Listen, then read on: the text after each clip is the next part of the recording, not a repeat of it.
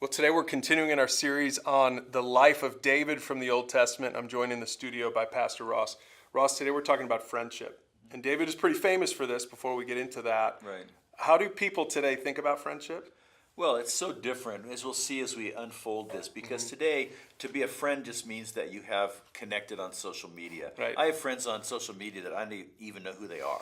Right. Right. So we're talking about something that's a lot more depth of sharing life together in real ways. Yeah, and David's friendship with Jonathan is kind of famous for people who know the Bible a little bit. Maybe they're already familiar with this, but why don't you just set it up for us? Yeah, well, David met Jonathan. Jonathan was the son of the current king, and David became a military hero, so he was invited into the household of that king, King Saul, Jonathan's father, and they hit it off immediately, became close friends right off the bat. And the story unfolds about how their friendship was tested and how it grew through a lot of different difficult situations. And so you're going to walk us through four things that we can learn from their friendship. The first one is this. Help us with this. You say great friendship requires great commitment. How does that play out in David and Jonathan's story? Right. Well, they started off with an immediate bond. But a lot of friendships could be shallow, or there could be something in common that you have with someone.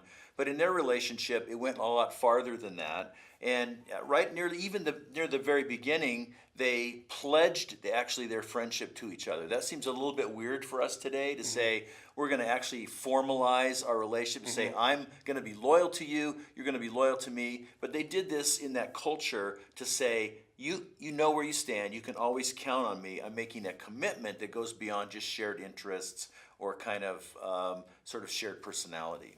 So what would that look like today for someone watching the video who says, I want that level of commitment in a friendship? How would they go? Should they sign a contract together? How would that work?